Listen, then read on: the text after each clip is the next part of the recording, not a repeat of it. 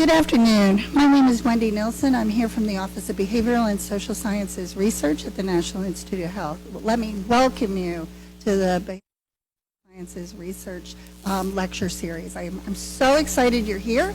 I know that most of you are online. Some of you are here. If you're here, welcome. If you're online, welcome. We're really thrilled to have you. I think you're going to be incredibly excited by the work we have to present today. Many of you realize that we have a world that's changing with mobile. Mobile health is really changing the dimensions of how we can think about measurement, how we can think about research, and all sorts of things. Actually, NIH right this moment is starting to host the Wireless Health Conference to bring together researchers from around the country. And so to start that, kick that off and to really get people thinking in a way is the issues of methods. So we have a very, very distinguished panel, and we're very lucky to have them here today to talk to us about methods in the MHealth space. Because as we know, with the way technology is changing, the way we can think about measurement, all of that, we can really think differently about how the methods that we use to evaluate. And I was just at another meeting, and we were talking about this, and somebody said, why do we have to evaluate? We'll just know if it works. And I guess I'm always at the point where in health we need to know more than your gut reaction that it works. Do you want your mother to have it? Do you want your mother to trust their life on it? Or your father if you're so inclined. But you know, we really do need that gold standard. We need to know, is it going to make a difference in a real way? So I want to introduce our speakers today. Our first speaker is Inbal Billy Nahum-Shani. She's an assistant professor at the Institute for Social Research at the University of Michigan.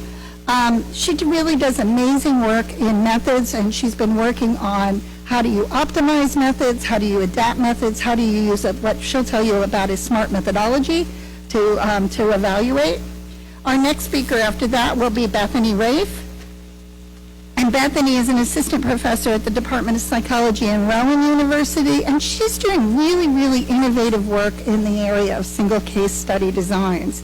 Many of you may remember them. They were around a long time ago, but they've fortunately made a recovery and are really moving forward now. And if you're in the area of mobile, this is a really, really interesting area. Our third speaker, I'm sorry I have to switch my page, but I want to make sure I get them right, because these are people you're going to want to remember, is David Mohr. And he's a professor in preventive medicine at the Feinberg School of Medicine at Northwestern. And he's really looking at some of the cutting edge work on how do you think about interventions that are changing over time. Is there new ways that we can think about methods in this area that will allow us to evaluate, can we allow technology as it's iteratively being developed? You think about your phone. Those of you that have a phone, you know that your operating system keeps being adapted. Can we think about doing our health interventions in the same way? Can we do the overhauls when we need to? How do we think about that, and how do we evaluate? So with that, what we're going to do is each of our speakers is going to talk. There will be some time for questions, brief questions at the end of each, and then they'll come together at the end for some broad questions.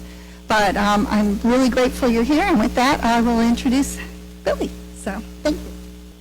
So yeah, okay. So my talk is going to focus on introducing you or reminding you about two experimental approaches and how these experimental approaches can help us build high quality, effective technology-based interventions. And you'll see that the focus of this talk, I mean, you're not going to see any Greek letters or equations. It's all about what kind of scientific questions we can answer with each experimental approach. So here we go. The first thing that we need to understand before we begin is the idea that many interventions, and especially behavioral interventions, and even more so in the case of technology-based interventions, they include multiple components. And by a component, I mean any aspect of the intervention that we can reasonably separate for study purposes. So for example, the content of the intervention can be a component. Are we providing stress management content, or maybe personalized normative feedback? The modality that we're using to deliver the intervention can be a component, right? For example, are we using mobile phones, or are we using the internet? And also components can be features that we use to promote compliance and adherence to the intervention, for example, text messages, reminders, prompts, and so on. And the best way to demonstrate this is through an example This is an example that I especially like. It's based on Bonnie Springs NIDDK funded research on optimizing technology-supported intervention for weight loss. And in the process of developing this intervention, the investigator had in mind 5 key components. The first was telephone coaching. The second was report to care provider about progress. The third was text messages. The fourth was meal replacement. And the last one was body training. Training a significant other to be supportive of weight loss. Now let's assume that we want to develop an intervention and we have multiple components in mind. What do we usually do, right? The typical process that we take is what we call an evaluative process. And what do I mean by an evaluative process? I mean a process that involves 4 major steps. In the first step, we're establishing a theoretical model. Now, in the context of the weight loss intervention, this will probably be based on theories of health behavior change, right? For example, trans-theoretical model of change, health belief model, social cognitive theory, elements of motivational interviewing, and so on, right? Okay, the second step is to identify a set of intervention components based on my theoretical model, right? So let's assume that based on my theoretical model, I identified the 5 components that I showed you from the weight loss program. So far, so good? Okay. The third step is to take my components and put them together into an intervention package. And some people call it the black box of the intervention because we don't really know what's going on inside, right? And some people call it the cellophane wrap.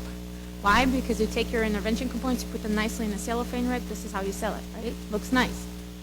Okay, the first step, the last step, is to take my intervention package and typically conduct a randomized controlled trial where we take the intervention, the package, and compare it to control, right? Okay, so this is usually the point where people say, oh, Billy, so what's the problem? This is a great process, right? We've been doing this for such a long time. My problem is that in many cases, I don't have a sufficient theoretical basis and sufficient preliminary empirical evidence to come up with a high-quality package in step 3. Why? Because sometimes I have open questions that cannot be addressed by existing empirical evidence and theories. And these questions are sometimes about the efficacy of individual components. For example, sometimes I don't know which component is effective.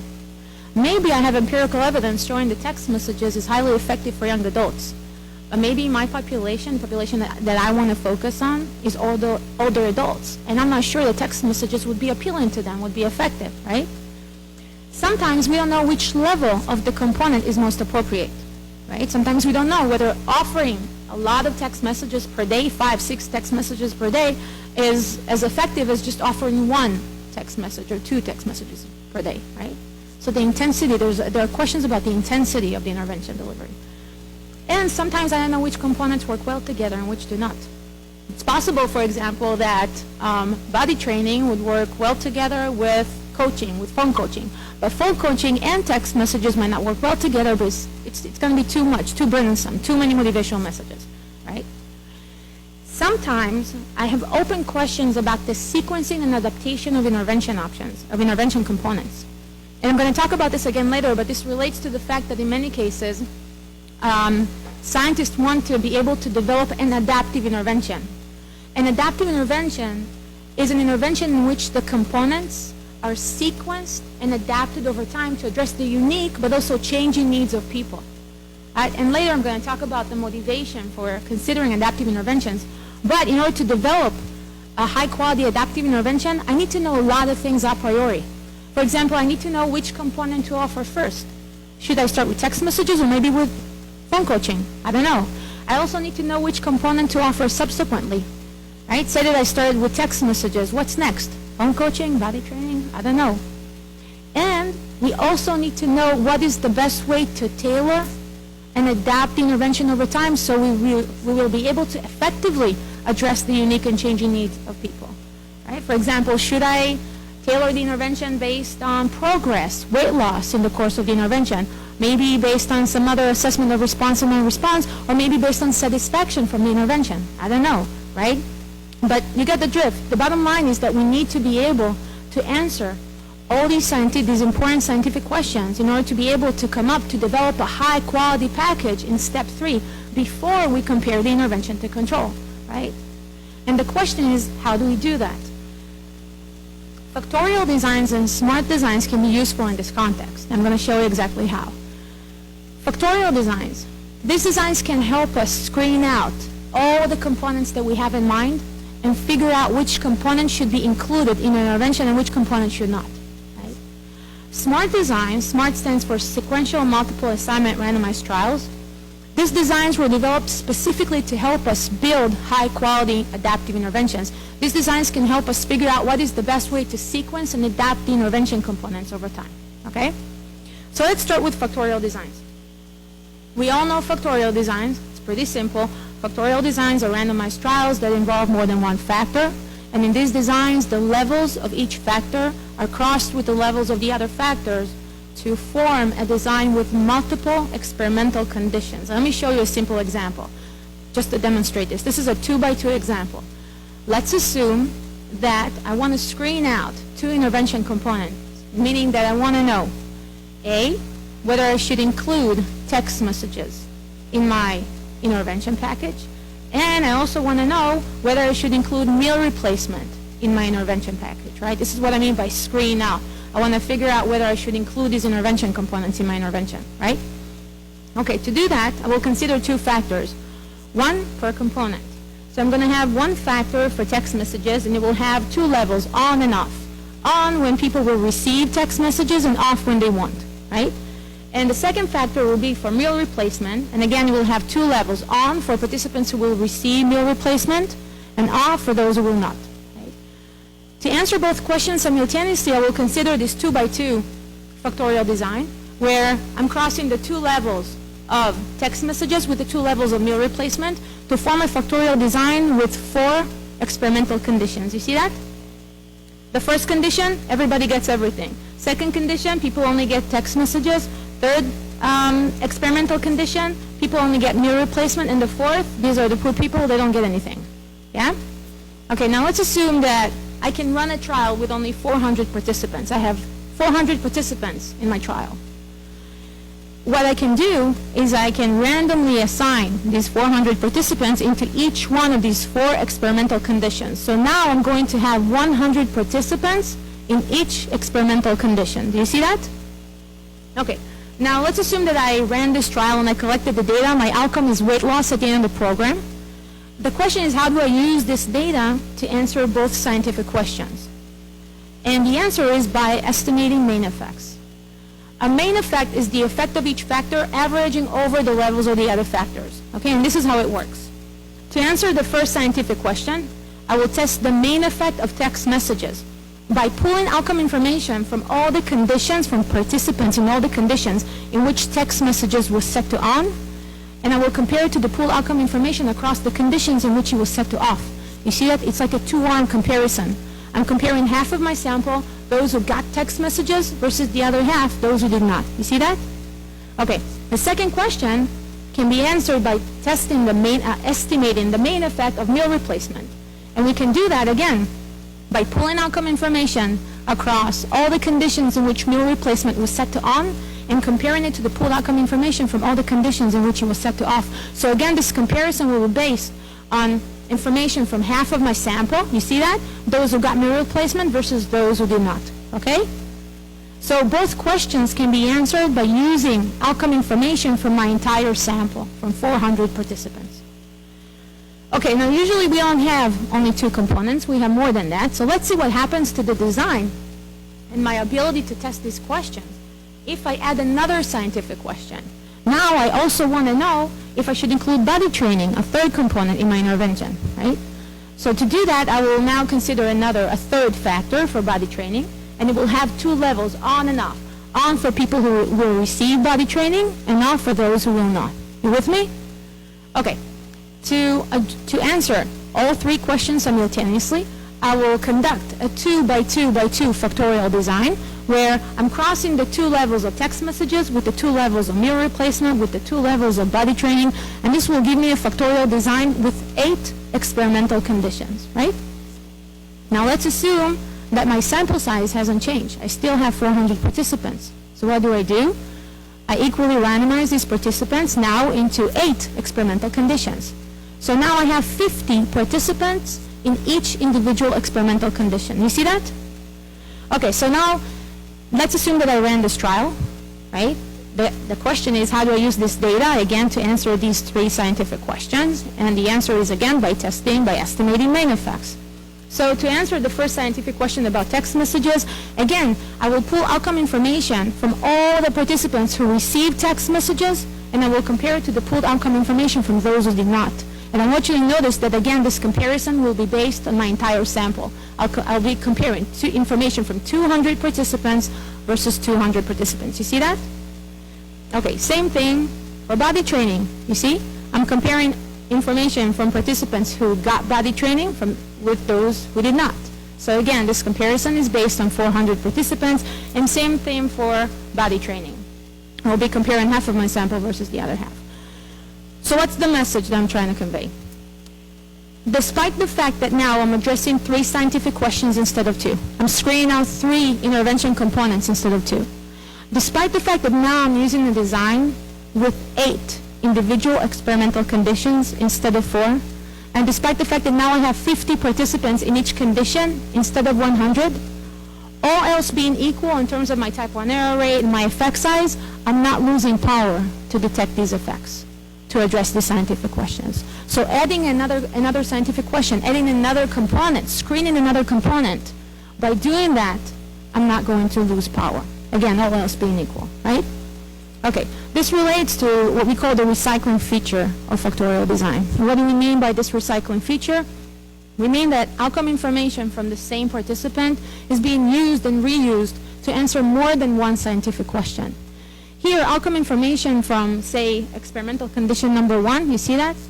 These people, information from these people, was used to answer 3 scientific questions, right? About the main effects of text messages, whether I should include text messages, and then about meal replacement, and then about body training. You see that? Okay, and this is why this recycling feature is the reason why factorial designs are so efficient for screening out multiple intervention components and figuring out which should be included. Okay, so we talked about factorial designs. Let's talk about smart designs. I said earlier that smarts were developed specifically to help us build high-quality adaptive interventions that can help us answer questions about how to best sequence and adapt intervention components over time. Now, before I talk about smart designs, I wanted to share some of the motivation for considering adaptive interventions that is highly relevant in the context of my own research on technology-based interventions.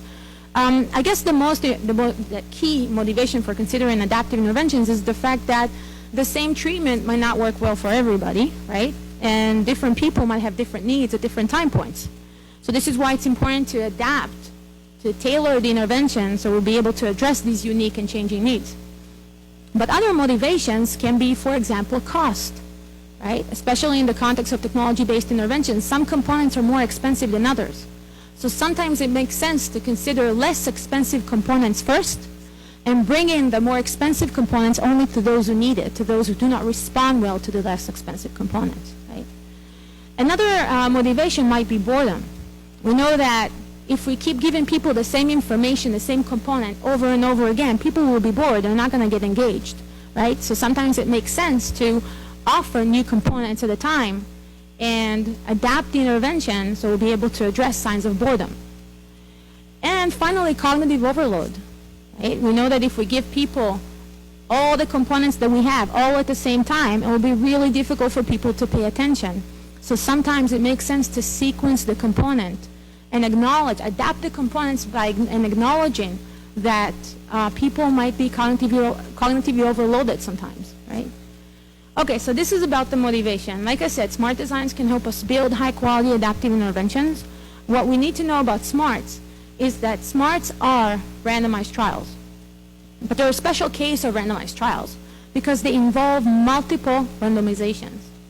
In a smart, each randomization corresponds to a critical scientific question that we have about the sequencing and adaptation of intervention options. And let me show you an example to make this clear.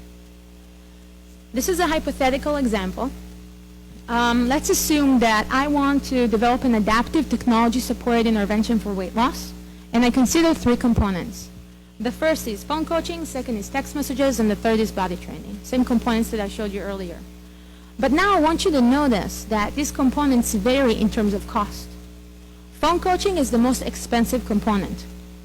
Text messages is the least expensive component, and body training is somewhere in between, okay?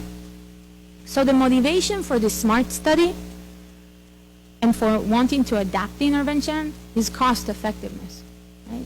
Because I want to know 2 things. I want to be able to address 2 primary scientific questions. The first is, should I start with the most expensive component with phone coaching? Or maybe bringing the least expensive component would be enough, right? So the first scientific question is a comparison. I want to be able to compare providing phone coaching initially versus text messages initially. The most expensive versus the least expensive component.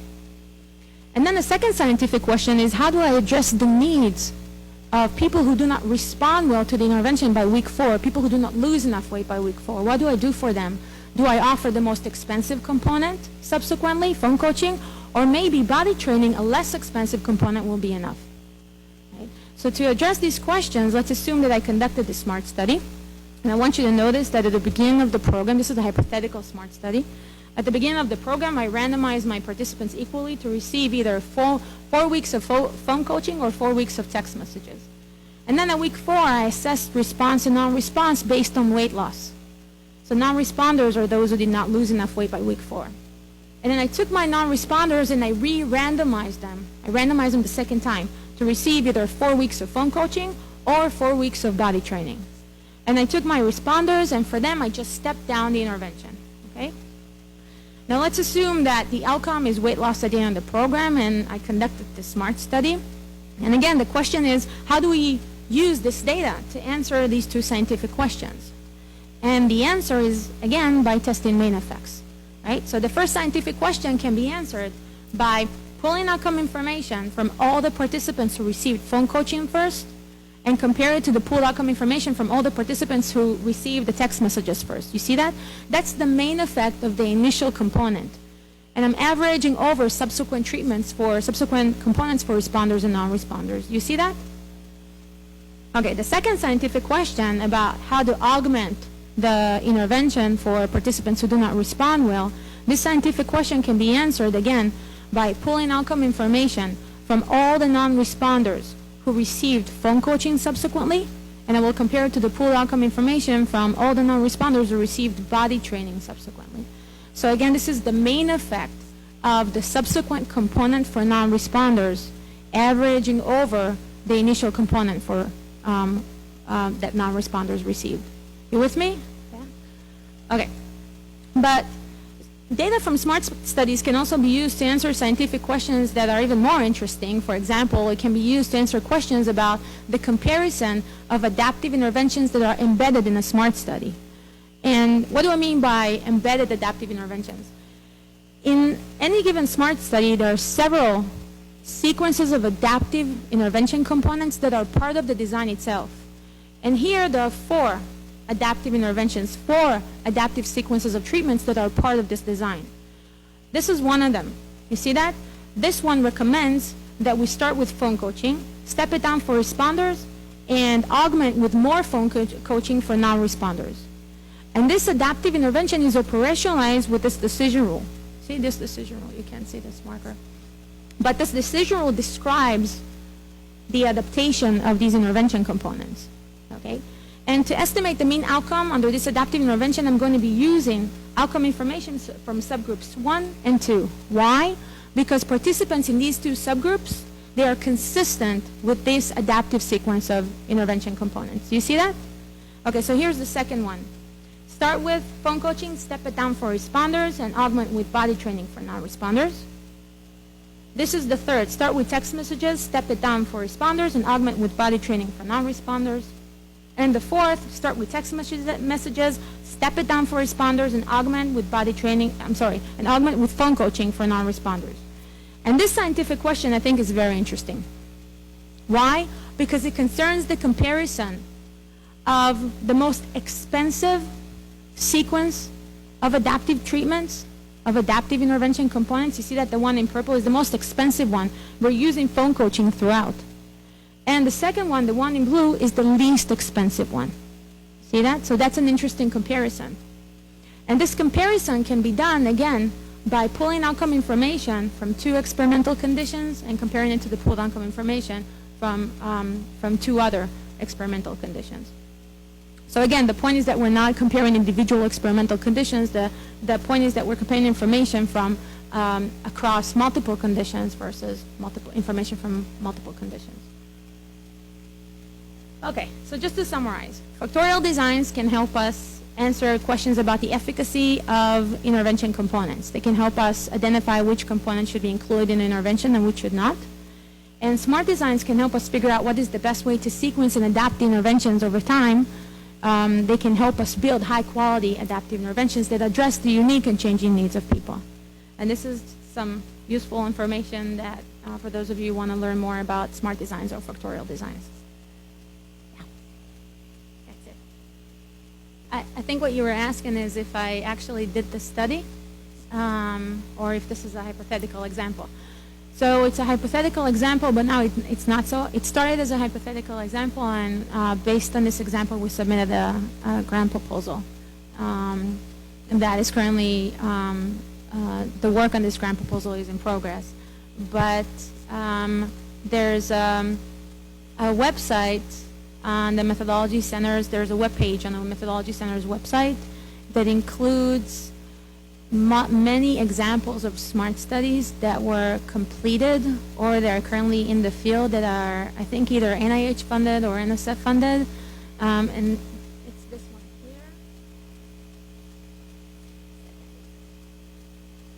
Yeah.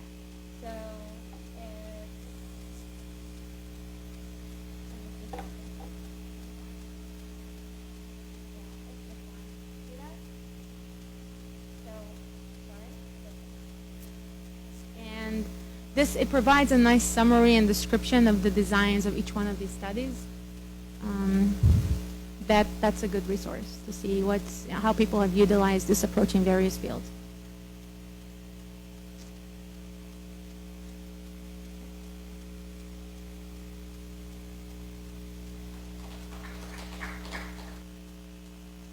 Okay, so I'm going to be talking about another approach to experimental designs. These are called single-case experimental designs.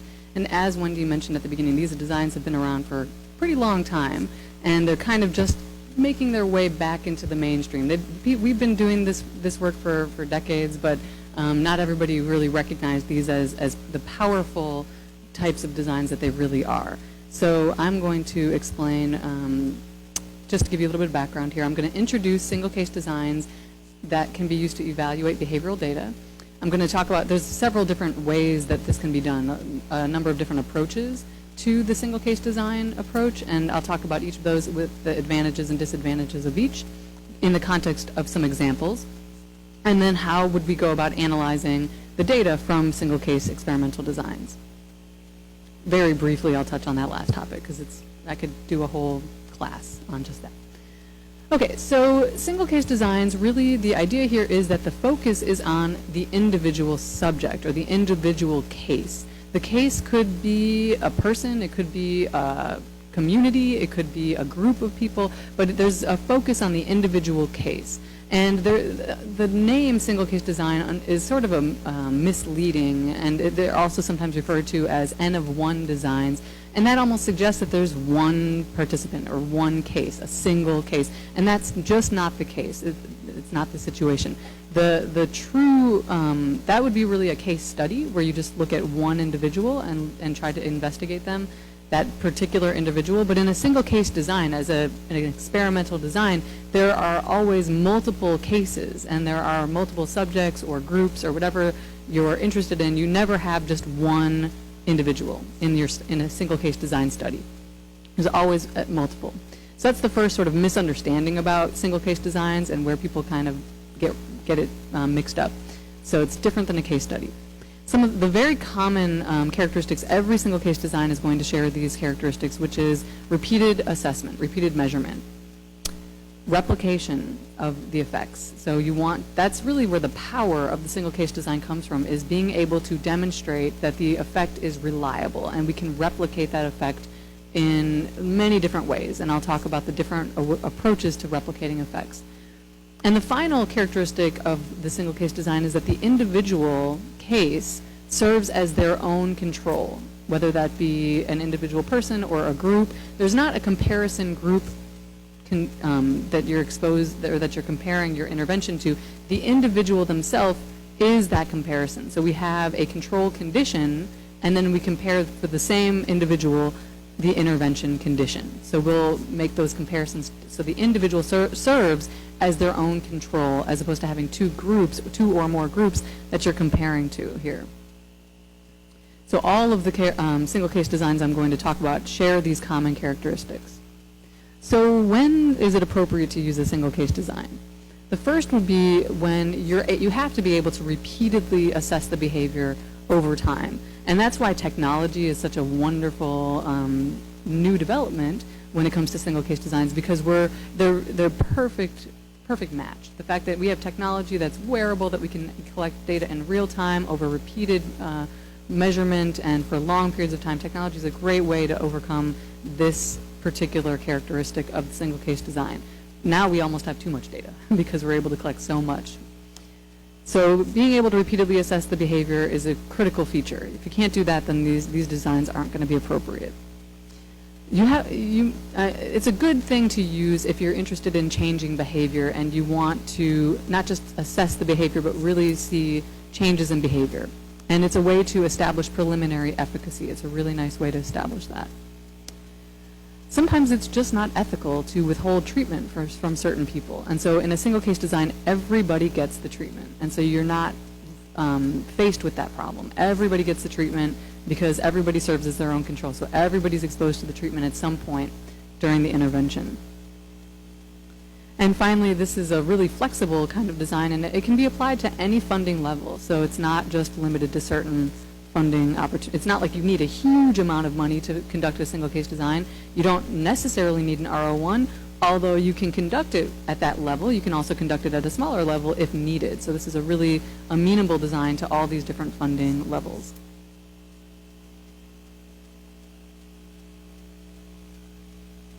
Okay, so there's a few different kinds of single case designs. There's the reversal replication design.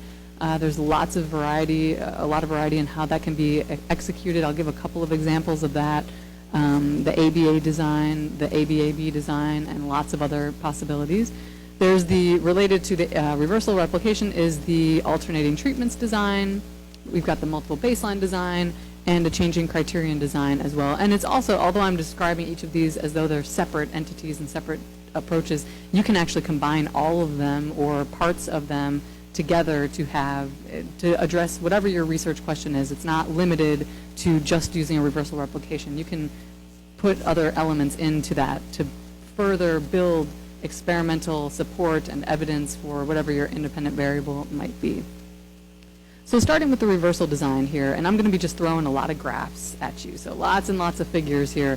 So, and I'm just using, in most cases, I'm trying to use real studies that were conducted using these single case designs. This is a study I happen to conduct. It's a really simple design. It's an ABA design. Each of these panels here, each of these plots represents a separate individual subject. So we have 4 participants in the study, and each subject is exposed to an initial baseline period. During that baseline, this is the control. This is essentially our control comparison. So this is standard care. We didn't do any intervention. The behavior we're focusing on here is increasing blood glucose testing in teenagers who are non-adherent and using internet-based incentives to do that. So during baseline, none of the participants were receiving intervention. This is just standard care. So what do they do? How often do they test their blood sugar with standard care?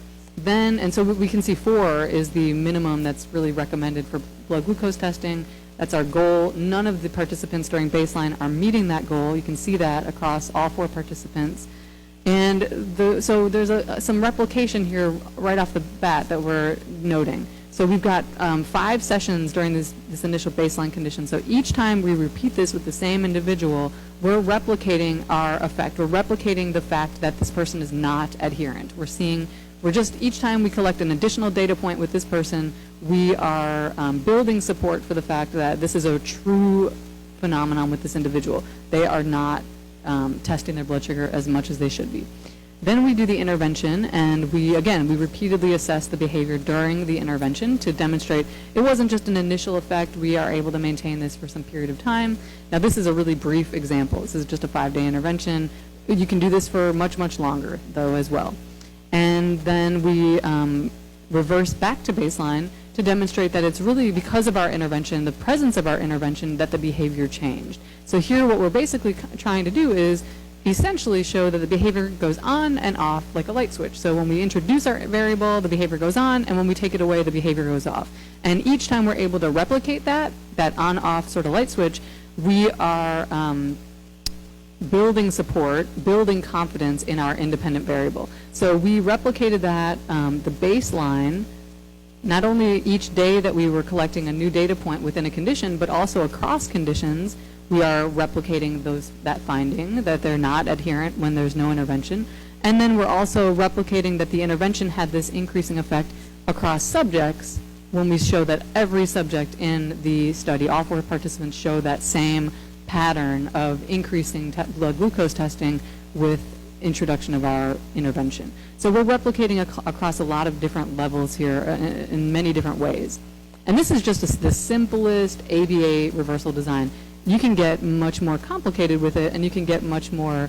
Each time you replicate and show the effect again, just builds more support for your independent variable. So this is just one illustration of the intervention with each individual, but we can do what's called an AB-AB design, where we reintroduce the intervention a second time. So this would be it's a different dependent variable here.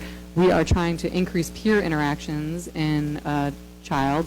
And so during the baseline, there's very few peer interactions. Introduce the intervention, and we increase peer interactions. Take away the intervention, and peer interactions go down. So this is, at that point, it's just an ABA design. Then we can reintroduce the intervention and show that the behavior comes back again when we reintroduce it. And this is a little bit more ethical. We're ending on our treatment condition, so we're ending with treatment present, which can be much more socially desirable and clinically desirable.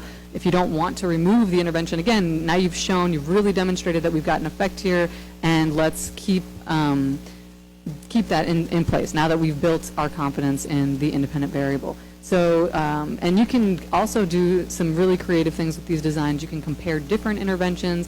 As long as you're returning back to baseline and showing that the behavior is returning, you can look at here we've got adult attention is increasing, peer interaction. What if we extend recess for a little while? How does that affect peer attention? And let's compare the two. And so you can do an A-B-A-C design, or every time you change the intervention, you change a letter. So you can compare up to as many as you want, as many as you can, and keep alternating between those and comparing them to each other. So it's a really flexible type of design, and lots of options for implementing this. So another related design is what's called an alternating treatments design. These are just hypothetical data here, but you start with a baseline condition where, again, there's no intervention. This is our control condition. This is what we're comparing everything else to. So we want to see, what does the person do when there's no intervention in place, and then how do they do when we introduce the intervention. And in this particular example, there are 2 different interventions we're interested in comparing. So we add what we're doing is, these are staggered, so you can see first we try intervention 1, then we try intervention 2, then we go back to intervention 1, 2, 1, 2. We keep alternating between them, and this is a strict alternating design where it's just going 1, 2, 1, 2. You could randomly decide the order, so you could be just totally random. You do intervention 1 for 3 sessions, intervention 2 for a session, intervention 1, go back and forth, or just randomly pick the order if you're concerned about things like order effects. So you can compare them, and basically what this is showing here is, okay, when we introduce either of the interventions, we do see an increase in the behavior. but we're also seeing that intervention 1 appears to have a bigger impact on the behavior than intervention 2. So this is a direct comparison of 2 different interventions. We could actually also have a third or fourth or fifth or whatever we want condition that's being alternated here. We could keep doing baseline and intersperse that. And so that's basically like the reversal design, but just rapidly alternating, where we just do 1 session at a time and rapidly alternate them with each other. So baseline would mean, just to make sure that the behavior is staying low when there's no intervention, and that we can actually see that the behavior is much higher when neither of these 2 interventions are in place. And then this last condition is just to look at the better of the 2 interventions in isolation. So is it the case that intervention 1 really does produce these better outcomes, even if it's looked at in isolation without intervention 2 possibly having some kind of carryover effect? So, or is there some interaction between the 2? So looking at just the 1 intervention by itself allows you to really eliminate the possibility that there are some kind of carryover effects with the alternated interventions.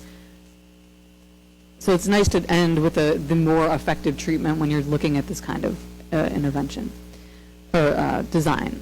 So here's a real study that was conducted looking at, here was with children again, trying to see the conditions that lead to the most activity, physical activity, moderate to vigorous physical activity. And again, here's an initial baseline condition, so there was no intervention or anything being conducted. And then they actually are looking at 5 different scenarios to see which of those scenarios produces the most moderate to vigorous physical activity among these kids. And you can see that for Grace, this is one participant, interactive play seems to produce the highest levels of physical activity. And you've got that baseline condition extended here as one of the alternated treatments, just to show that it's not just the case that she's now much more active in general. So that's a nice way to rule out confounding variables, where the previous slide didn't really allow for that, because you don't know if something changed, and that's why the increase occurred in that case. So it's nice to have that comparison control condition just to rule out those alternative confounding variables. Here, though, we kind of are embedding a reversal design. There is actually a reversal to baseline for 1 session, and then the best treatment is selected for the last condition. So it's an A, B with an alternating treatments in the middle, A, and then just the best treatment at the end. And then that was replicated with another participant, Greta, same outcome, same pattern of results with the 2 participants. This was actually replicated with, I believe, 6 participants in total. I just pulled out the 2 to illustrate the point. So some advantages of the reversal and alternating treatments designs. It's a within subject replication, so we're able to demonstrate that this is really truly what's going on with that individual because by repeated assessment, and that we're showing that the intervention has this effect with that particular individual, and we repeatedly measure that over time. There's a clear demonstration of the effect of the independent variable because we're removing the intervention and showing that the behavior goes on and off like a light switch when we add in and take out the intervention. And it's really flexible. There's a lot that we can do. You can have an ABA design, like I talked about, ABAB design. You can throw in lots of comparison interventions with ABC, ACB. You can do all kinds of different comparisons. You can either, even if you're concerned about treatment and the addition or removal, you could start with treatment. So you can do a BAB design where everybody's getting treatment initially, then you take it away briefly, and then add it back in again, so you're ending with treatment always. That's another possibility. Some disadvantages, though, that you may have thought of are that you have to remove the treatment to demonstrate experimental control. The only way that we really convincingly demonstrate that we have experimental control here is by taking away the treatment. And we have to see that the behavior goes away when we do that. And that's maybe not the most desirable thing to do from a clinical perspective or from an ethical perspective. If we've got some really dangerous behavior that we're looking at, it may not be, and we've gotten rid of that behavior, why would we want, really, we may not want to have it come back just to demonstrate, to satisfy our scientific interests of demonstrating experimental control. So sometimes, like for smoking cessation, it may just not be ethical if we've got a person to quit to try to get them back to smoking again by taking away the treatment. That may not be the best thing to do. Physical activity, maybe it's okay to kind of turn it on and off, but not everything.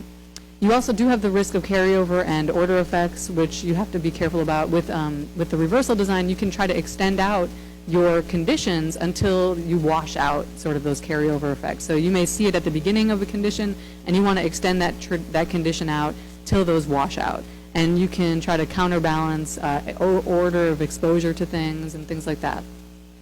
And if you think about a behavior that you can't take away and you can't reverse, this isn't going to work, right? We can't, if we taught a person how to ride a bike or how to read, we can't reverse back and look at how they aren't reading anymore or they're not able to ride the bike anymore. So if we have a behavior, ideally smoking would be one of those things, right, that you get them to stop smoking and they don't start back up again. We know that's not the case a lot of the time, but it would be great if we could teach them to quit and it stays. And so if we don't get a reversal, scientifically that's a bad thing if we use this design, but so we have to use a different design for questions like that. And that's what the next two designs I'm going to talk about address. So you can still use a single case design even if you have these concerns. So that's where the multiple baseline design comes in here. So here's a study that was interested in improving adherence to a weight management program using a personal electronic device. And if you just look at again, these are three different baselines, three different cases. And the first one here, we've got a baseline condition. So the individual, this is a no treatment, no intervention, just like our previous baselines. This is the control condition. And then it's basically, for this first individual, it's just an A-B design. It's just a pre-post kind of design.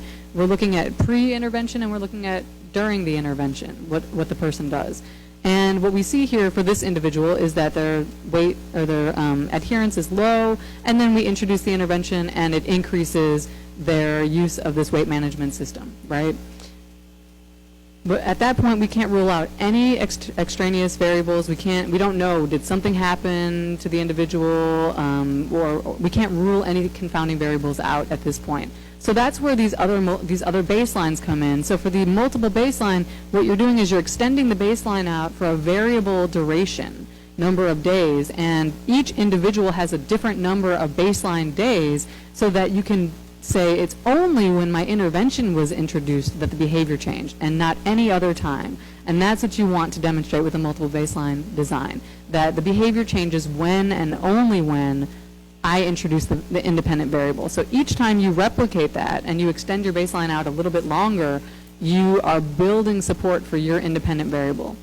So it's one individual is not going to be enough with a multiple baseline. You need to have multiple baselines to compare to here.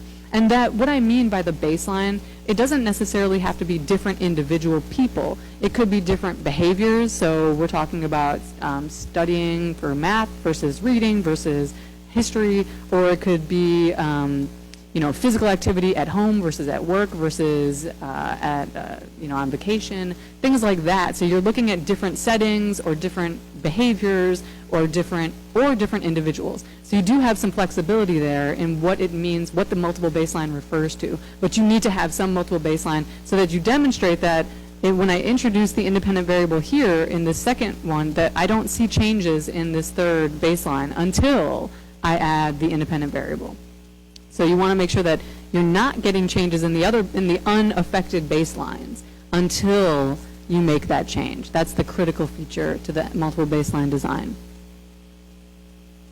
So here's another example of a multiple baseline design, and the multiple baseline here refers to different communities. So here you could have whole groups of individuals. You could have different hospitals. You roll out an intervention in one hospital while keeping constant the other two hospitals. You don't make any changes to those, and you only see changes in the hospital that you made introduce the intervention to, and not the other two hospitals.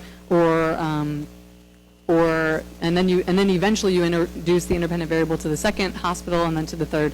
So you are rolling out your intervention at different times and showing that it's not some change in society, it's not some change in cigarette taxes, it's not some other change that was going on at the time that can be attributed to those changes. It's really my independent variable that matters.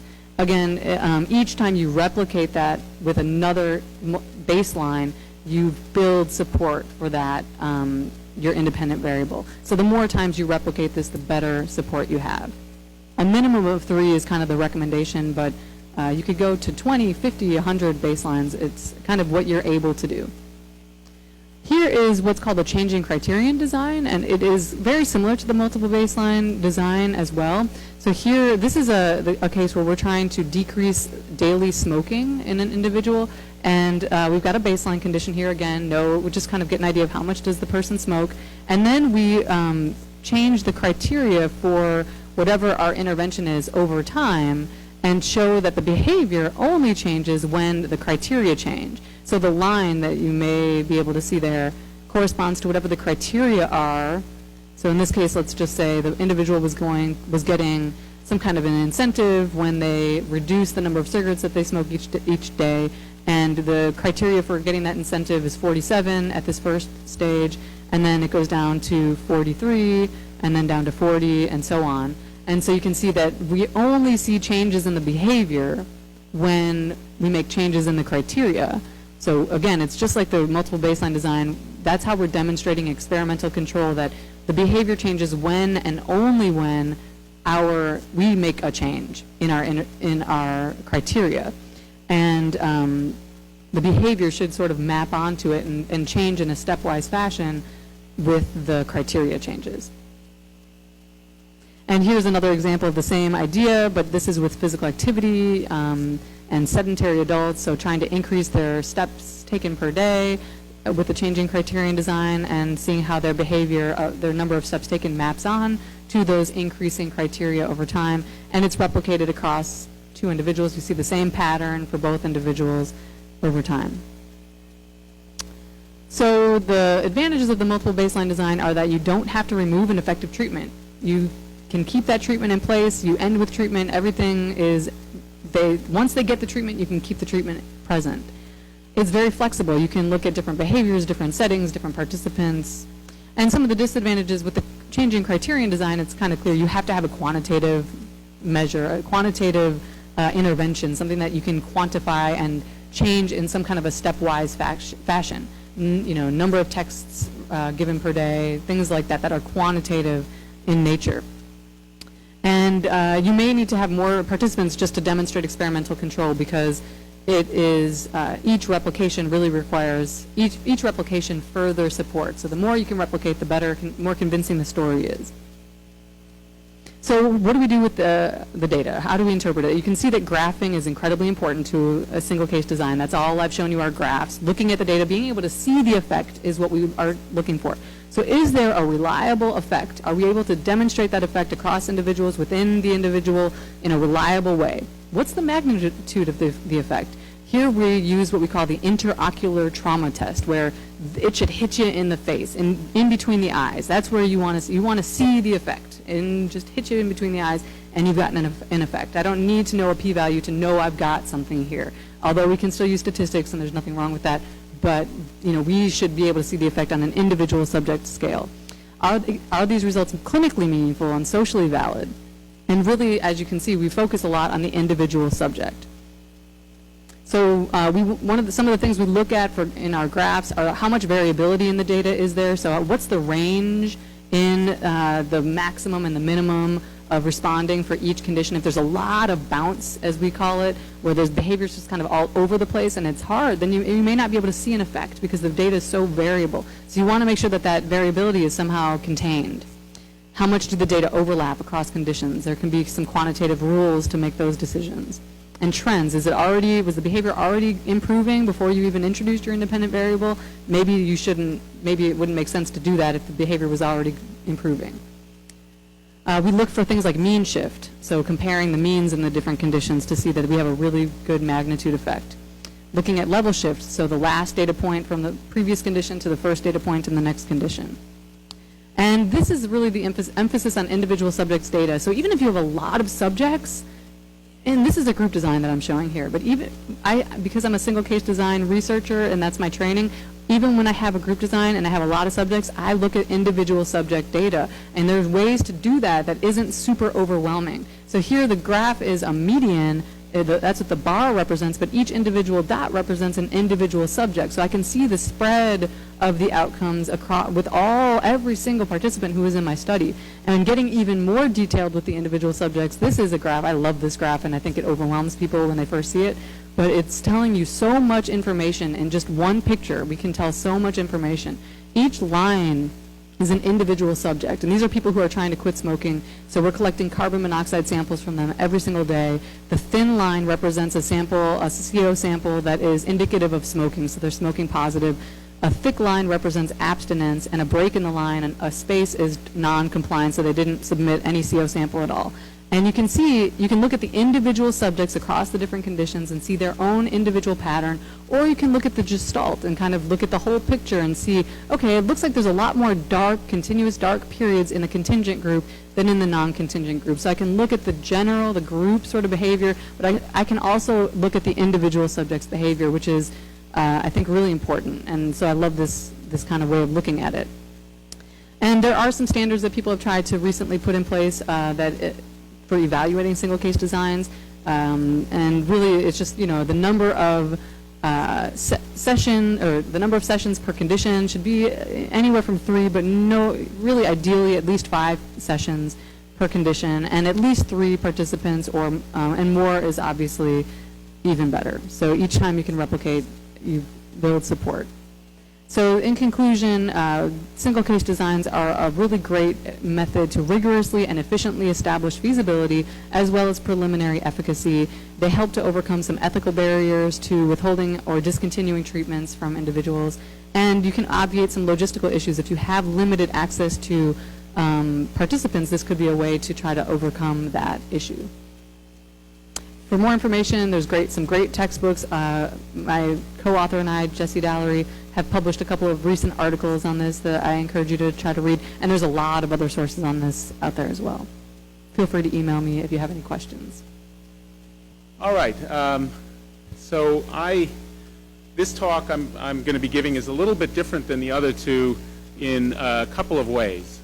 One is that the other two talks have been talking about well-validated methodologies, and this talk is really kind of an exploration. So, you know, Ken Chung and Stephen Schuler are both collaborators on this project.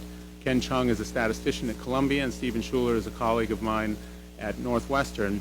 And the problem that we've been trying to think about is that with, you know, for those of us who are developing, you know, applications and doing them in trials, I think many of us find that even when we do, you know, usability testing and a field trial, when we go out to larger scale deployment in a clinical trial, things don't work the way that we expect them to. And so we end up having to make kind of adjustments along the way. And so the idea of locking down an intervention is really not feasible.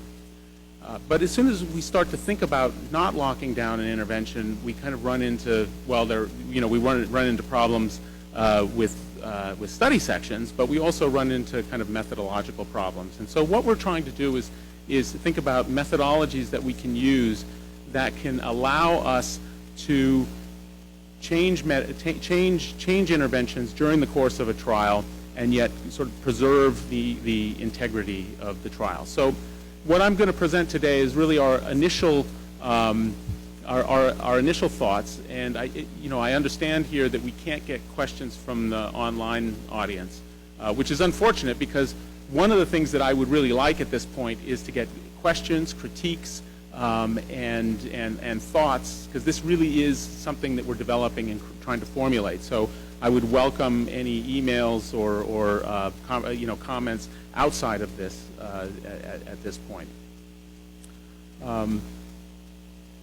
And there was something else that I was going to say that is different, and I'm missing it. So anyway, just one definition that we use, behavioral intervention technology. I'm from the Center for Behavioral Intervention Technologies at Northwestern. We do, and this comes up for us a lot because we also have a development platform that supports about 50 different projects at this point, about 25 NIH projects, some DOD, a couple of projects funded by the Canadian government, and so on. So we're encountering these projects over and over and over again. And we use the term Center for Behavioral Intervention Technologies. We use the term behavioral intervention technology to refer to the kinds of tools we're developing. So there are all these terms now like eHealth, MHealth, UHealth, D-Health, and I think at some point there's going to be, you know, a health with every letter of the alphabet in front of it. But they all have, you know, they all are pretty broad terms, and they mean, you know, an MHealth tool could be an intervention for patients, but it could also be moving data between physicians or be used for training of medical residents. So they're very broad terms, and we use this term very specifically to refer to things like mobile phones, computers, tablets, sensors, soon Google Glass. So using technologies to try to change behavior to support health, mental health, and wellness. So RCT methods, clinical trials have been around for a long time. The first mention of a clinical trial that I've come across was in the Bible, in the book of Daniel, the Old Testament, and there is a mention in there of looking at a food called the king's meat, whatever that was, and they gave it to some people and not to others, and at the end of 10 days, they looked at how those two groups were doing. So it essentially was a clinical trial. And so the notion has been around for a long, long time. But the way that we think about it now really began in the 20th century with pharmaceuticals. And one of the features of those of trials for pharmaceuticals is that the intervention is locked down, right? The pharmacological agent is produced under very controlled conditions. It's delivered in a controlled way, and that's important for pharmacological agents because the patient horizon for these after the trial, if it's successful, is really enormous. I mean, it could be delivered to millions or tens of millions of people over years or decades. But we have, so they're really locked down. These methods then were kind of imported in the 60s for behavioral interventions, for psychotherapy, and then later for health psychology, and it kind of was initiated with an article in 1952 by Eysenck, who said that psychotherapy has no value, it doesn't work. And so researchers started trying to come up with methodologies that would be just as good as the trials that are used for pharmacological agents. And so one of the approaches was to lock down those interventions, right? To have treatment manuals, to have fidelity ratings, to make sure that intervention was being delivered the same way to every patient throughout the trial. And it really did. I mean, it was an enormous step forward in terms of methodology. But as a researcher who has conducted a lot of psychotherapy trials, I can confess a dirty little secret, and that is that those trials are not locked down. Throughout the trial, it's common for investigators to alter the procedures a little bit to try to optimize the treatment. And then the truth is, we all know that once those interventions are proven effective and rolled out, how they're practiced in clinical practice is very, very different than is often tested. So in fact, we haven't. And now what we're talking about doing is taking this methodology that was developed for pharmacological agents, then moved somewhat effectively to behavioral interventions, and now moving that same methodology yet one step further to applications. And I think we need to take a big step back with that methodology. So a lot of people have probably seen similar slides. So technology is moving very, very quickly. So you can see, this year, we have the Apple Watch, the Apple Health Kit. There was Google Glass a couple of years ago. It seems hard to believe that tablets were introduced only a few years ago. So things are moving very, very quickly. But the academic timeline is still very, very slow. It takes a couple of years to get a grant funded, then you've got some development and pilot, and you've got to recruit. And so, just now we're getting the data on a bunch of stuff that was run on PDAs. And so, if we are testing these applications, by the time we get our results, the applications are completely outdated. So how can we begin to do our research in a way that is going to, actually provide value to both to the research world as well as to public health. So there's a mismatch between the research timeline and the technology innovation timeline. There's also a mismatch in locking down intervention technologies with how they are in the real world.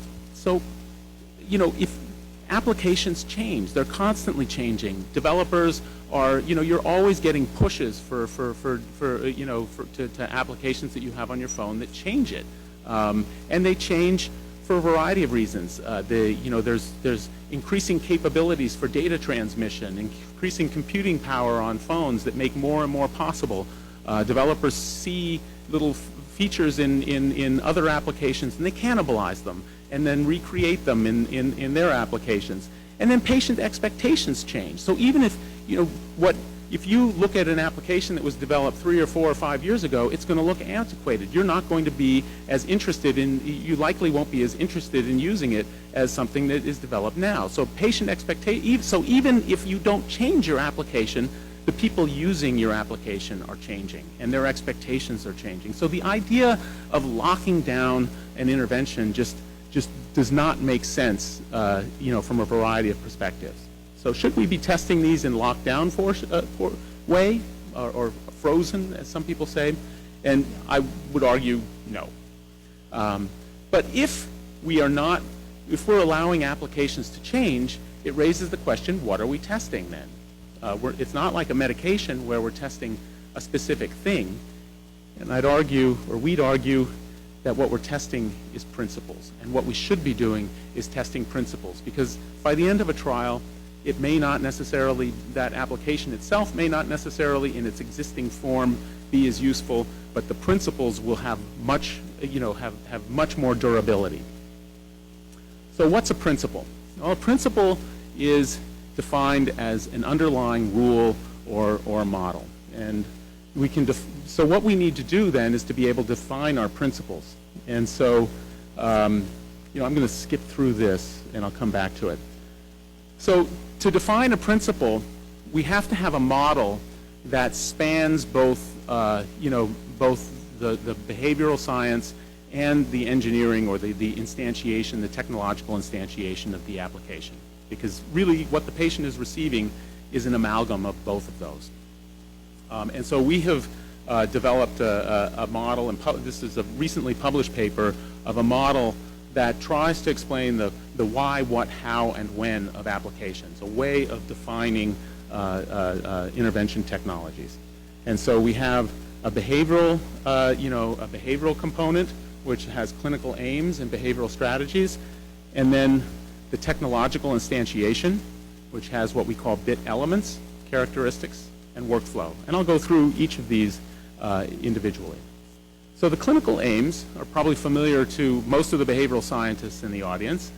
So the clinical aims are essentially the target of the intervention technology. So, if you're going to, weight loss is a common one. And there might be sub-aims. For example, if you want to lose weight, there is an aim to decrease caloric intake and increase exercise. Or in the area that I work in, treatment for depression, there might be a couple of sub-aims like we want to increase people's engagement in positive activities and we want to decrease their avoidance. And then secondly, with applications, there often are usage aims. So we usually either implicitly, or I would argue that we should be making explicit what we're expecting people, how frequently we're expecting people to use these things, and the various components within these interventions. So the second behavioral area is behavioral strategies. So when we develop these interventions, we always have a behavioral strategy or several behavioral strategies in mind. And these are really, this is borrowed from the work of Susan Mishi, who, if you're not aware of her work, I would strongly urge you to look at it. So she's done really a magnificent job of developing a taxonomy of behavioral interventions. Or if you're in the engineering side, really it's an ontology. And so these are just a few common ones that certainly we use and I think are present in many applications. So often, one of the behavioral strategies is educate people, provide people knowledge. Goal setting is a common behavioral strategy used. Monitoring behavior or monitoring behavior and then providing feedback or motivation enhancement. So we have, usually instantiated in the application, there are certain behavioral strategies. Then we move to the technological instantiation. And if you think about an application, let's take a mobile application or a web-based application, there are lots and lots of potential different components. So one is information delivery. We're trying to provide information to people. And that might come in various forms, text and video and so on, and I'll talk about that in a second. Often we have notifications, and those also can be delivered in a variety of ways. So kind of push notifications. Logs. So this is, we're trying to get people to input data about themselves. Or now increasingly there are ways of collecting data passively through sensors. Then we want to provide information back to people through reports, through visualization. So all of these are individual components, or as we say, elements of the intervention, or the intervention tool. And then there are characteristics. So each of these can vary across, and often in the design, we make these, we have to make these decisions. So, for example, an education component, you could deliver that via text, you could deliver it via video, you could deliver it via audio. The information could be very complex and long, or it could be very short and simple. We make decisions about the aesthetics. We make, and we make decisions about each of these, whether it's notifications or providing visualizations. All of these have characteristics where we make decisions. And then finally, there's workflow.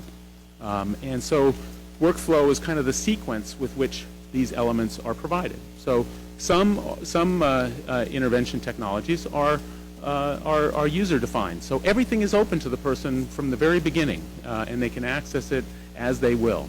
For others, there are conditions. So there might be time-based rules. So every week, something different happens. Or task completion rules. When you've completed a certain task, then something else will happen. Or event-based rules. So you detect that there's a certain weight loss or weight gain, then that triggers something in the intervention technology. And there's a variety of different ways in which workflow is then defined. So these are kind of the three basic elements of applications that I think we have to make decisions on. And then lastly, I would just want to mention, we often are pushing updates related to bugs, and I don't really count that in the principle, because to me bugs are just things you have to fix. And so putting that in terms of kind of face-to-face interventions, it's like if you're doing a psychotherapy research study and the light burns out in the room, you have to change the light, right? You have to keep things running. So there are bugs, but I won't talk about those in terms of kind of evolving interventions. So, if we're going to move towards what we're calling principled trials, trialing principles, we have to define those principles, and I think we have to define it across all of these domains. So this is an example, kind of a template of a possible principle statement. So we're going to evaluate a behavioral strategy delivered using these elements, characteristics, or workflow to affect a specific clinical aim. And you don't have to use all of them. It may be that some of these realms are not things you're particularly interested in testing.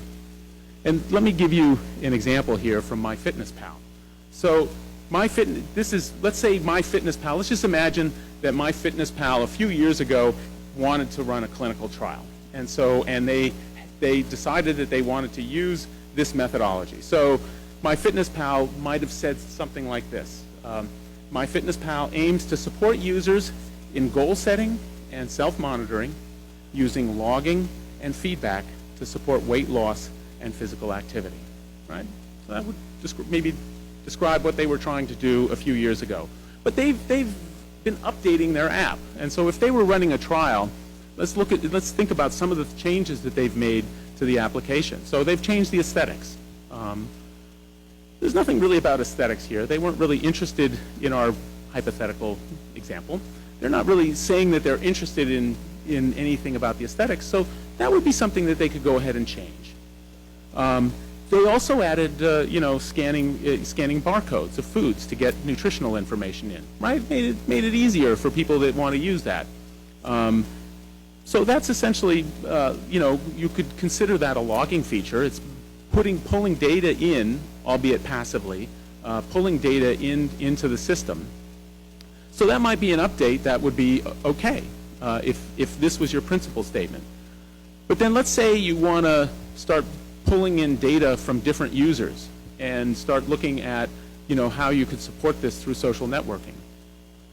Well, if you start including social networking from the definition above, that would add a whole new set of technological features as well as a whole new behavioral strategy. So if they were actually testing it in a trial, that would fundamentally change the principles that were being tested. So that might be something that gets taken off the table if this were a trial. So I hope that kind of illuminates what I mean by a set of principles. So then when we're running trials, there are triggers for changes. And I think most often, we decide to make changes. Even as I said, we do our best to get something that's usable and useful to people. And then we see that, a ways into the trial, 20 or 30% of the users have entered the trial, and some of the features that we think are really important just aren't getting used at all, right? So we had expected that they were going to be used, but then they weren't. And so that's a critical piece of information, I think, that's frequently used. User feedback is often used then, at least we do, and I think a lot of people we work with, they talk to their users and they find out, what is it about that you liked? What is it about that you didn't like? And we get some user feedback to help inform what kinds of changes might be useful. And then whether or not we can use clinical outcomes to trigger a change, I think there's a few statisticians we're working with, you get a few people from the same discipline and ask them a question, and you get a few different answers. So this is actually an area where there's a little bit of disagreement on the statistical team. But I'd say that practically, I don't see very often decisions in making applications changing on the basis of clinical outcomes, because clinical outcomes usually change much more slowly, and so they tend not to be as sensitive, very sensitive markers about the need to change applications. So then, we need some decision criteria. So, and I think that the decision criteria really is, does the change interfere with a primary principle being investigated? And if we go through these, the various elements of the model, the clinical aim, in most cases, I think, is going to be off, just off the table, right? You can't really have a trial for weight loss and then say, well, wait, we're not getting weight loss, but it seems to cure tinnitus, so we're going to shift this and make it a trial for tinnitus. Or, it was weight loss, but they're not restricting their calorie intake, but they do seem to be, exercising more, so we're going to change it to be something for exercise. The behavioral strategies, I think, for most behavioral scientists, that's primarily what we're interested in. And so those are often pretty clear, I think are going to be pretty clearly defined and things that we can't really change. On the other hand, it may be that in engineering, people are more interested in some of the technical features, like different methods of notifications, or different ways of instantiating a particular feature, in which case the behavioral strategies may be less relevant. But for most of us who are behavioral scientists, these are going to be, less changeable. And then the instantiation components, the elements, characteristics, and workflow, these are often the targets of engineering studies, but often we have more latitude. However, changing some of those may create new behavioral strategies, and so I think that those changes have to be carefully thought through. So if you, for example, if you have a notification system and you're providing people with feedback on how they're using the app, and you say, well, maybe what we should do is sort of change the characteristics of those and start suggesting that people talk to their friends or their family about it. then you're starting to introduce, social support, and you're starting to shift the behavioral strategies, and it may damage the trial. So I think the implications of the changes have to be thought through. And so, I think investigators have to ask themselves, if the change is introduced, would it create an alternative explanation for the success of the trial? Because there can be unintended consequences. And I'll say, I think this kind of methodology, this is the risk. So the risk is that if you change your application, if we allow ourselves, I think we're doing it anyway, but if we change our applications, are we essentially changing the principles that we're trying to test? And the risk is that we might inadvertently. But if we don't allow ourselves to do that, the risk is that we're going to continue to test applications that we find over the course of the trial. We get more and more information about why they are ineffective, and we are essentially wasting research dollars. We're wasting, opportunities to improve public health, and so in my mind, this trade-off is essentially worth the risk. So I mentioned, I mentioned earlier on that one big difference between intervention technologies and standard face-to-face behavioral interventions is that we actually know when the changes are made. We can actually document it. And I think one of the things that we need to start doing is being more transparent about the types of changes that we're making, when we're making it, so that consumers of the information understand exactly what happened in the trial. And in fact, this is explicitly understood. So this is the eHealth Consort guidelines. So what should be reported? And I put in red here that describe whether the intervention underwent major changes during the evaluation process. So it's understood from the Consort guidelines that this is going to happen. I rarely see that actually reported, and I know many people are doing it, but I think we do need to begin to report it and not necessarily be ashamed of it. I think if we have a methodology for reporting it, a methodology for understanding it, I think the field will become more accepting that this is really, how this work needs to be done. So how do we evaluate trials where you have a changing intervention? Well, talking to our statisticians, they feel that if the principles are kept constant, really the primary evaluation tools don't need to vary. We can use the standard statistical evaluation processes that we've used we've used for face-to-face trials.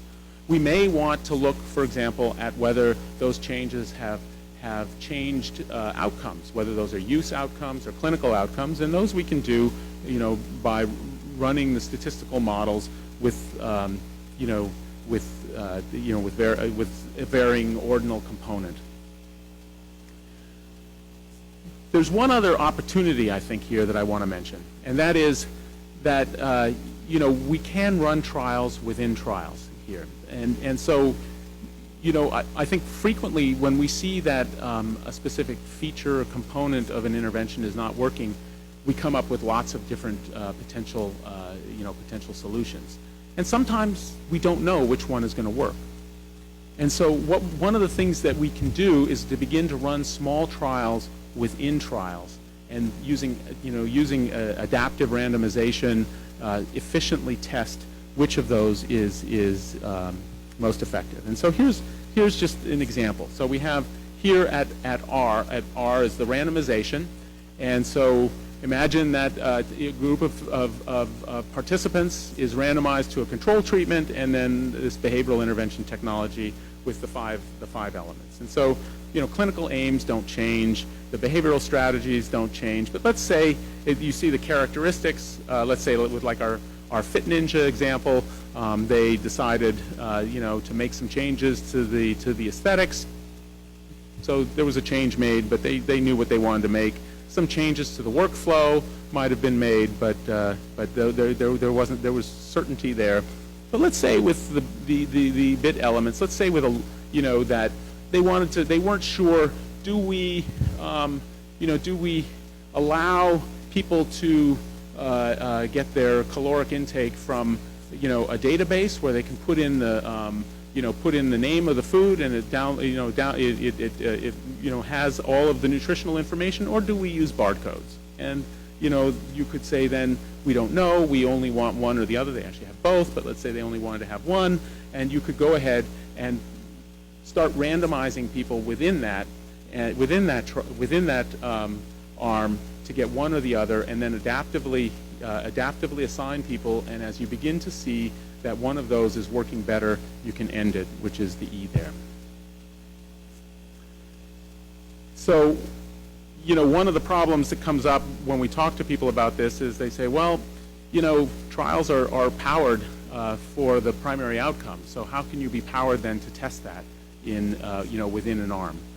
And one of the, if we view this essentially as an optimization problem, then one of the things that we can do is begin to shift the p-values. And there's this citation is at least it's not appearing on my screen. It's got a little jumbled up here, but it was published this year, I think, in the Journal of the American Journal of Public Health, and it's Ken Chung and Naiwa Dwan published this paper on local trials and adjusting p-values for local trials.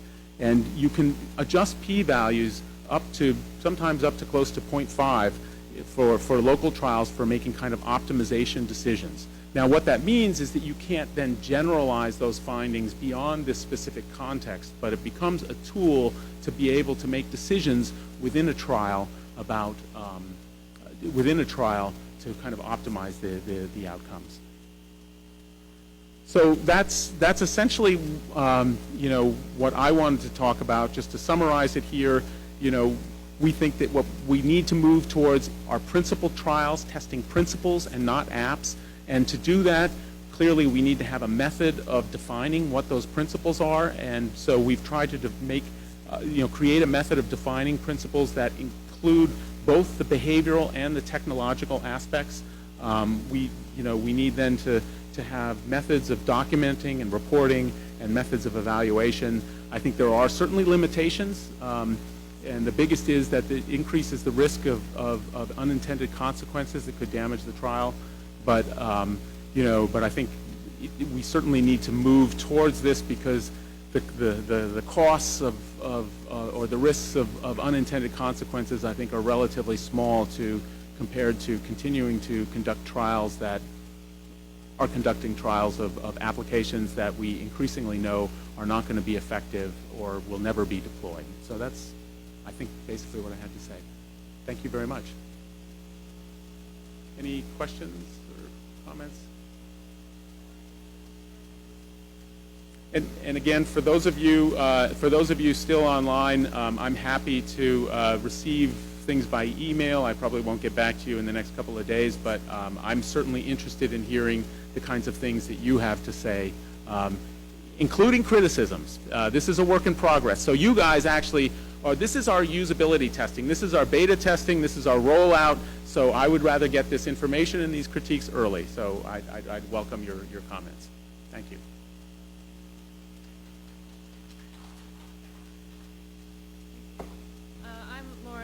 Wendy Nielsen had to run off, so I'm the representative from OBSSR. So I wanted to thank you all for braving the rainy day to come down here. For those of you in person and those of you watching, thanks for watching. I also just wanted to mention our next speaker in the lecture series is going to be Brian Nosek.